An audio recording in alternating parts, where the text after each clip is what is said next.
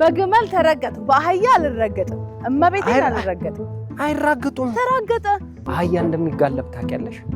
አላውቅም አህያ ጋሪ ግን ነድቼ አውቃለሁ ነይ እስቲ ውጪ አይ አልወጣም ነይ እኔ ይዝሻለሁ በማርያም እውነት በጌታ አንድ እግርሽን እዚህ አንድ እግርሽን እዚህ ኧረ ብሎኬቱ ቀስ እሺ ዝም በይ ነይ አንቺ አላዩም በቃ እኮ ዝም በይ ነይ ገጠም እናደርገው ወይኔ እናድዳለሁ ብሎን ነበር አይ በቃ ይኸውልሽ በውስጥ በኩል ደበቅ እናርጋታ ሁለት ነው አንድ ነው አትንኪው